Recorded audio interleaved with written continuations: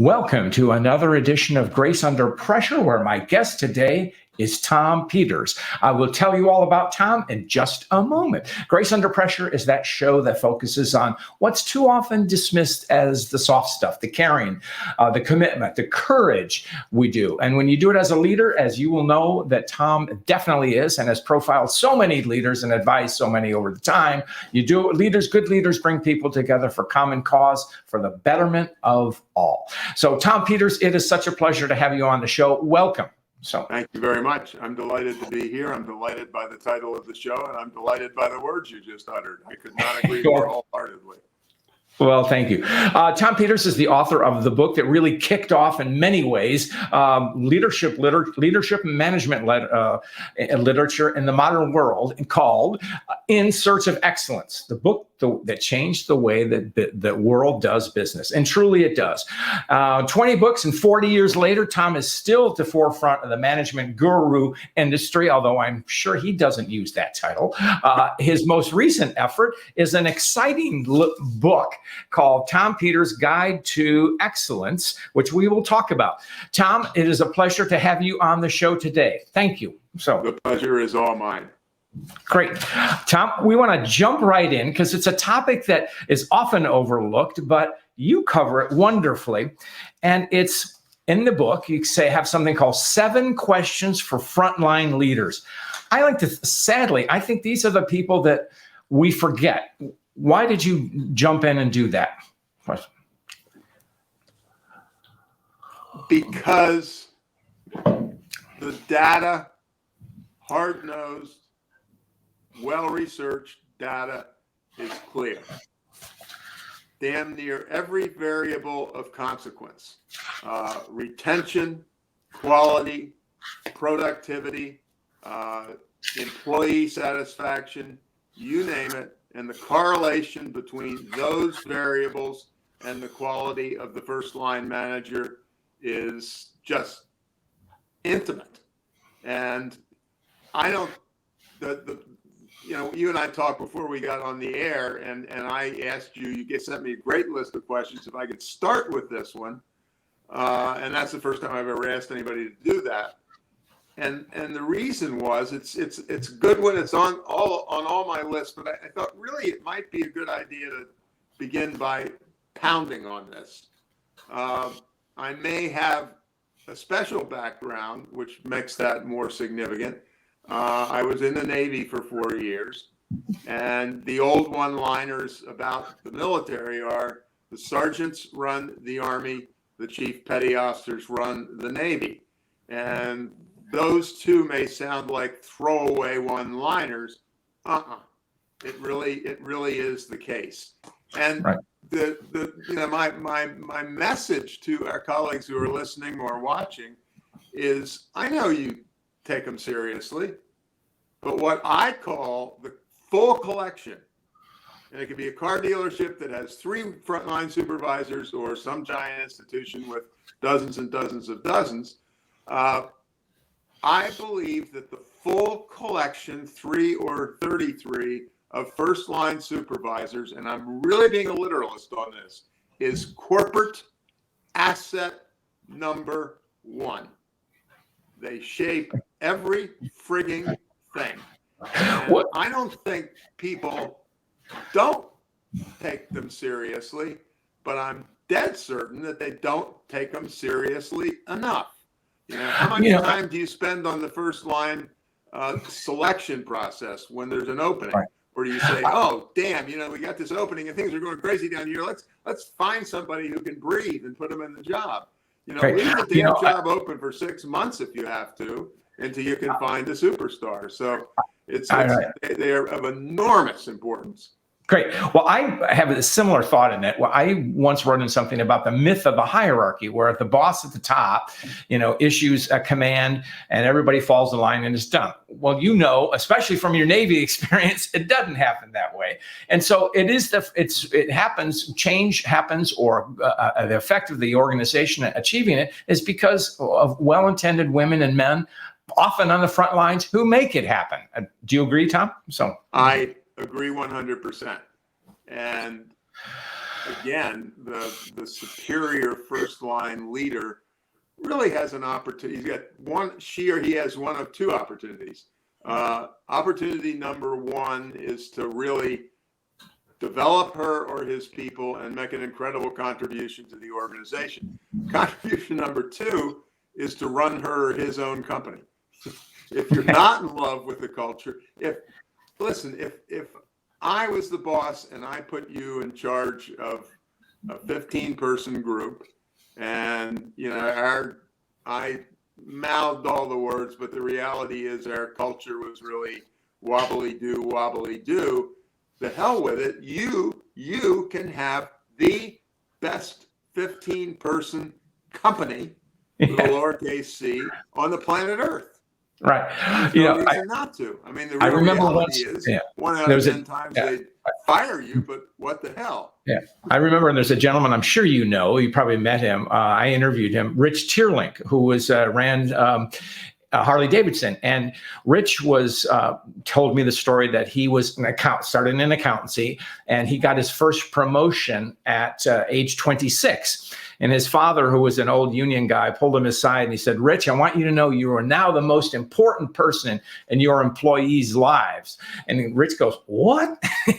I'm 26 years. And it's just what you said. It's bringing out people. They're the frontline person is management, is leadership, is the organization to employees. And if you think culture is a big deal, your 10 first line supervisors are the culture of the organization. You can utter all the sweet BS you want to utter, but those 10 people express it, live it, pass it on. They're the ball game. And it really is. It's the sergeants run the Army thing. I was in the Navy for 4 years. It's not a cute throwaway line. It's a fact. They are the real commanding officers, and the best commanding officers damn well know that. I was Absolutely. in Navy CB battalion, that's combat engineering, in Vietnam for 2 years, and it's really great. I know that's not the term you should use with going to a hot war zone, but I was a young Navy ensign, meaning I didn't know my left foot from my right, and I was coming from California, and our plane landed in the middle of the night as E-141, and we got off our plane, and there were a bunch of junior officers, 8 or 10 of us, who were pulled aside. And our first exposure to our commanding officer, to the captain, I remember second paragraph out of his mouth, he said, now, boys, I want you to have a truly superior deployment. And he said, I'm going to tell you how to do that.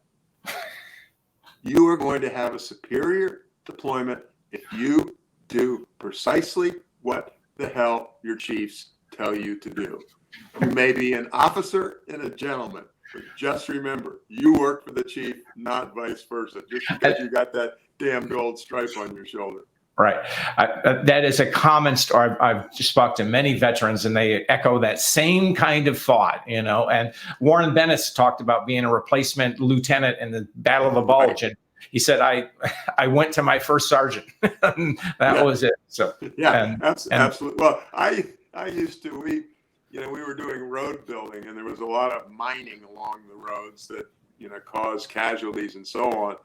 And when the group I was part of, my team, whatever you want to call it, when the 25 of us went out to the field, we were in, say, a collection of 5 Jeeps. I always stayed in the front one and put the chief in the back one. And somebody said, that's an arrogant thing to do. I said, no. You lose me, no big deal. You lose the chief, it's ball game over. And it was a throwaway line, but I meant it, every single. Well, I'm going to say, Tom, because we're jumping ahead there, but that would be an act of grace, my friend.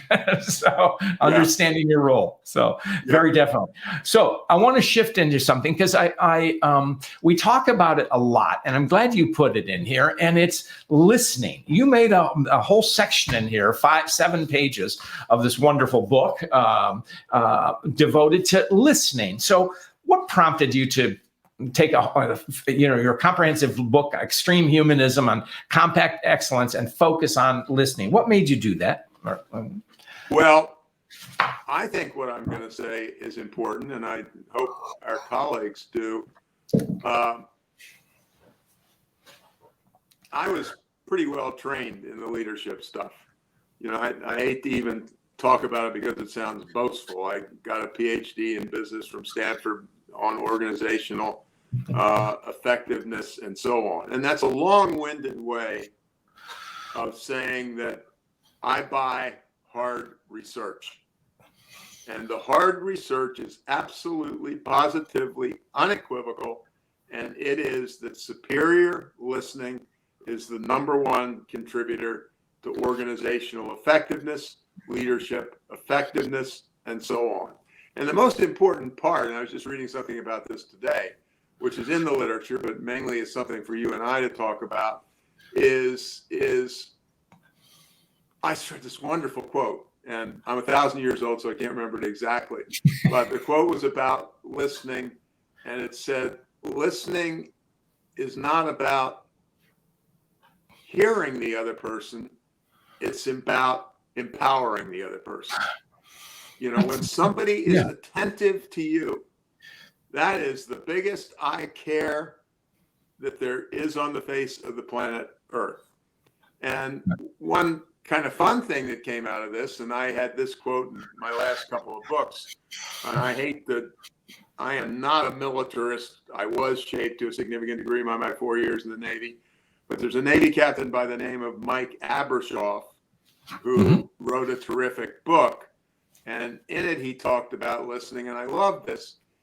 He talked about, what was his exact words? Aggressive listening, really paying attention. And I liked that term very much. Jump in here because I want to say passive act. It's just no, it's not. And this is what I want to get to. You see it at home, you see it with your kids, you see it anywhere. Somebody's listening or somebody is truly attentive. And attentive listening is the biggest I care on earth. So quote, if we would talk to any executive and you say, listen, they say, eyes might roll. I know that. What holds somebody back from not listening, Tom? I want to just add one thing to the first one. I said the aggressive listening. A woman by the name of Susan Scott wrote a marvelous piece too, and I even like hers better. Fierce listening. And I would ask our listeners and viewers not to toss that aside as one word out of a million, but write it down or type it down or what have you, and just come back to it and think about what does fierce listening mean. I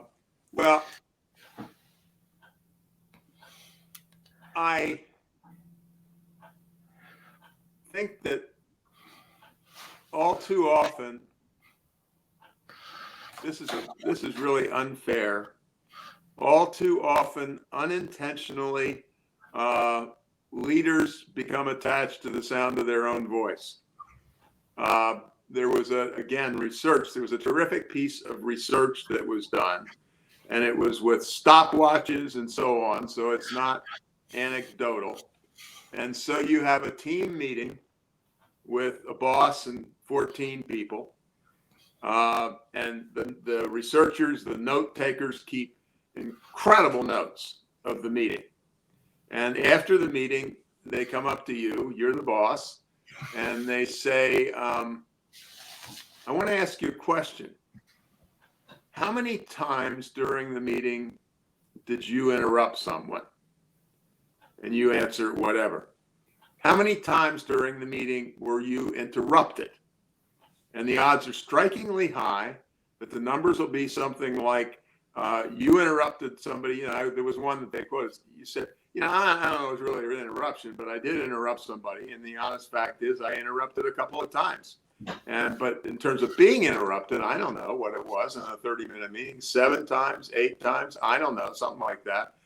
Well, and then, they go to the people who were in the first line people, the front line people in the room. And the answer is the boss got it off by 180 degrees. He interrupted 8 times and was interrupted twice. And he's not a mean guy. He wasn't trying to lie to the researcher. It's what he believed. And I'm afraid, we make this horrible mistake of, correlating bossism with knows the most. Well, the boss isn't worth a damn thing. You said this a few minutes ago. Unless the people who work with him are busting their asses 25/8, not just 24/7, and growing and committed and engaged. And so I'm afraid, and I suspect, and I've never seen research on this, that listening to interrupting, I'm thinking Jack Welch, the former GE chief executive officer, had the crap beaten out of him recently, and I think well deserved. And I knew him a little bit. I have a serious problem imagining either of the two of us who've done well in life and are rather confident pursuit. I can't imagine interrupting Jack Welch. Yeah. And to be honest, I can't imagine Jack Welch going more than 4 minutes when one of his people was talking without interrupting him or her. Right. And I've got no data on that one, but I will. Well, go with your gut. The price of a new Tesla. Now, Tom, I want to make your publisher happy because I want to show some graphics from your book. It's a beautiful design. And I remember you tweeted, you said the design is this book. And I want folks to know it because the design is so complements your ideas, and what it leads to is accessibility. Do you want to talk about what you were trying to achieve with the design? What led you to this? So. Well, the first thing I would talk about is if one reads the spine of the book, it doesn't say Tom Peters. It says Tom Peters and Nancye Green.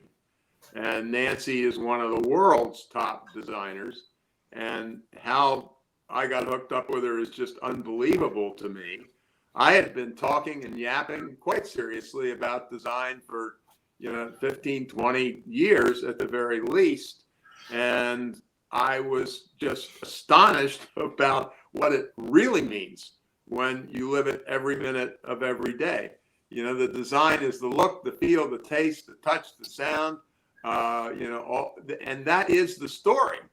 And, it's kind of funny.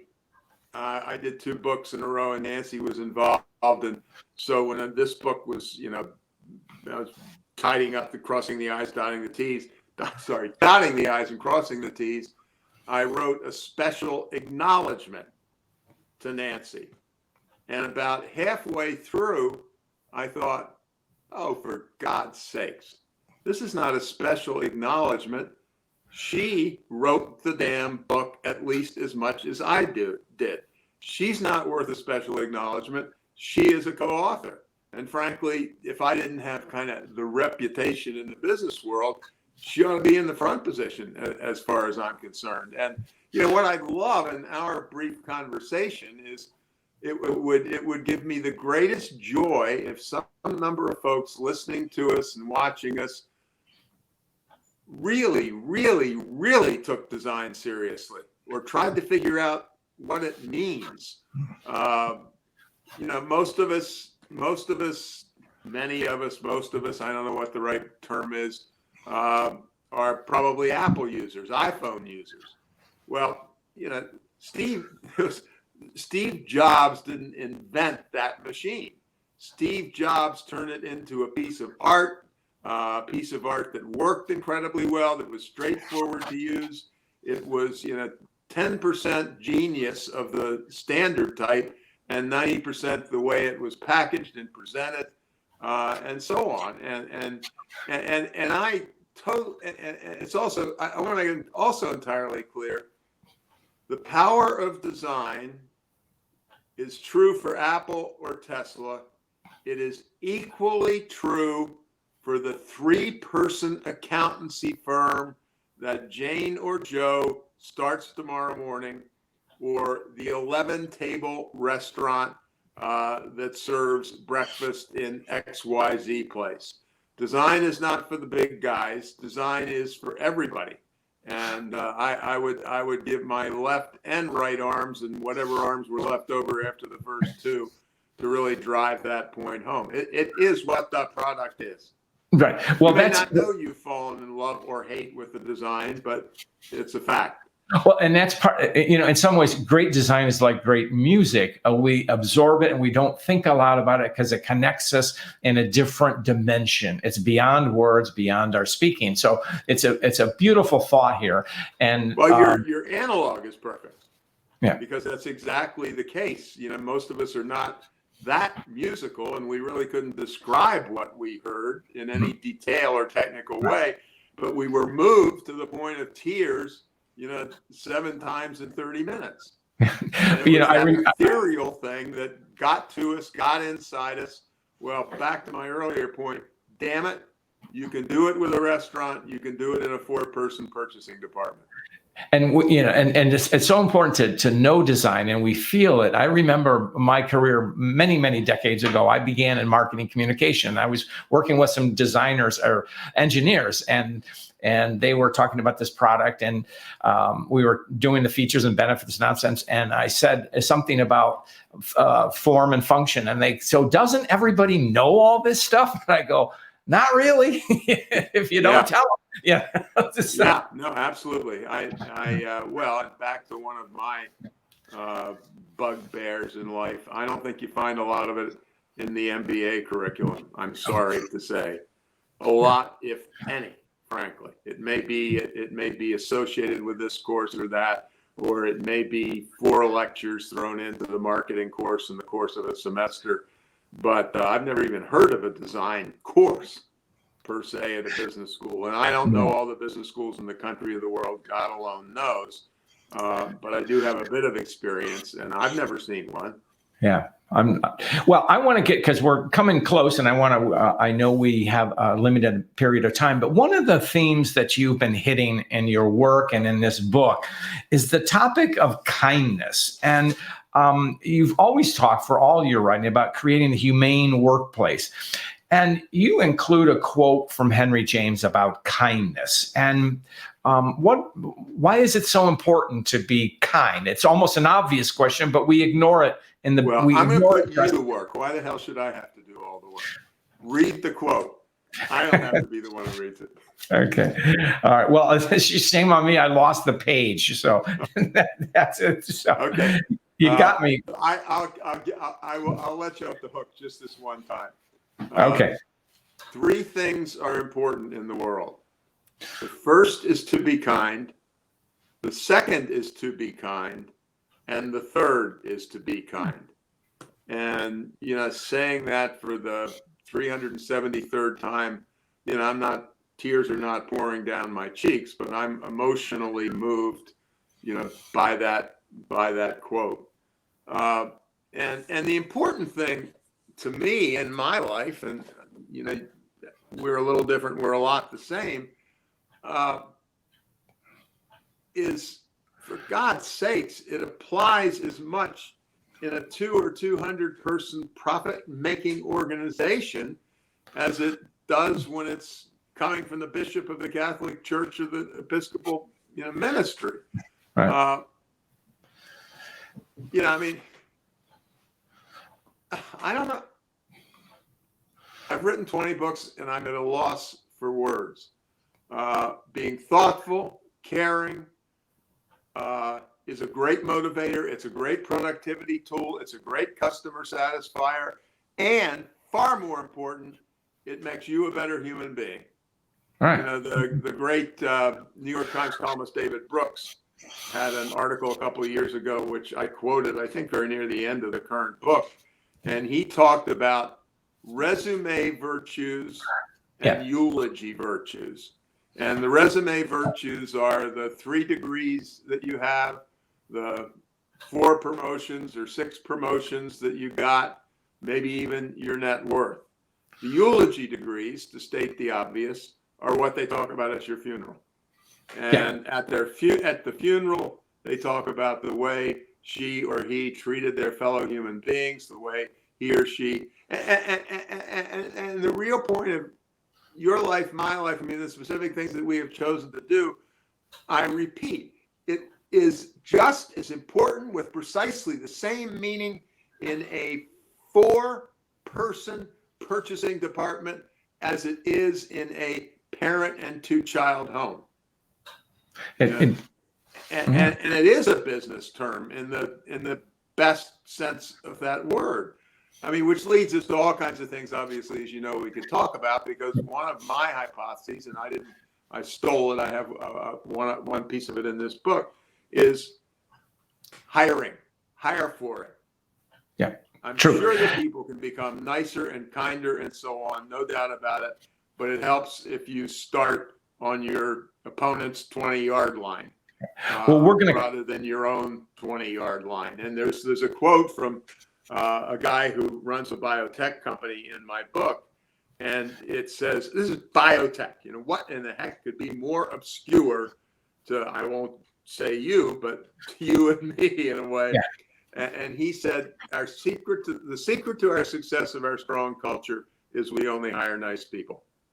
That's great. And then he even goes on to say, which adds emphasis, is he says, some of the degrees that our research people have, you couldn't even pronounce the name of the degree. It's so technically sophisticated. But he said, I made this discovery. I don't care how obscure the degree is. There are a lot of people who have it, and some of them are nice. Hire the nice ones. Well, what we're getting to is the topic of grace, of course, and I know we're pressed on time. So do you have time to share a quick story on grace for you, Tom? So I'll share this story, which I hope meets your specifications. The floor is yours. My 60th birthday, I published, which was not sold in bookstores, it was self-published, a book, an oversized book. I will hold it up for those who are watching us. Yeah. And I called it 60. And it was 60 things that I thought I'd learned, or 60 things that I thought were important. And obviously, you could argue that the two most important things in the book are the first one and the last one. And so I will read you, and my apologies, I've got some vision problems, so I'm kind of working through a magnifier here, so I won't. That's quite all right, Tom. All right. But number 60, the last one, the last word, the final word is grace. And here's the opening quote. Celeste Cooper, designer, said this: my favorite word is grace. Whether it's amazing grace, saving grace, grace under fire, or Grace Kelly. How we live contributes to beauty, whether it's in how we treat other people or the environment. I read that rather awkwardly because of the vision problems I'm having, but it's a piece of art. It's how we live, how we care. It is a beautiful word. I know it's obviously of great significance to you, for which I applaud you for, because most of this stuff, I think, and your focus on grace is about making the implicit explicit.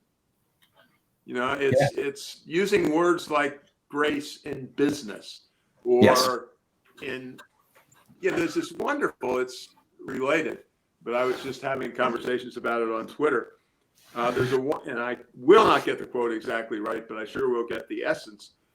The tough old SOB, Vince Lombardi, for the old people who coached the tough and mean and nasty and brutal Green Bay Packers brilliantly for years. His line was, I do not, and I do dearly hope our listeners, watchers are focusing on the next sentence, I do not need to like my players, but I must love them. Yeah. And again, particularly to kind of the boys in the crowd listening to us, comes from one tough SOB in a sport where, love is not the first word that comes to mind. And I think it's just beautiful. And he goes on, I can't give you the other two sentences, but he goes on and says, love is this, love is that, love is the essence of the organization.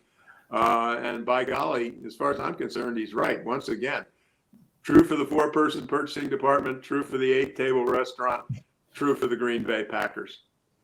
And Tom Ed has been, that's a great story. You can't top the Vince when it comes to that. And thank you for sharing your perspective on so much of this stuff. And I'll give you a shout out here, because the Tom Peters Compact Guide to Excellence, it's not just for the large corporations. You can integrate these lessons on listening, compassion, kindness, all of this stuff in your own life, in your family, in your community, whether it's a 3-person shop or a 10-person shop or a 1,000-person shop. So thank you, Tom Peters. So, well, this has been an absolute delight of a conversation, and the topics that you chose or we chose to pluck out. I mean, that's my life. And I just had my 80th birthday. So, I'm well over halfway through. Well, Tom, it's such an honor. And with that, we will close out. So. Thanks.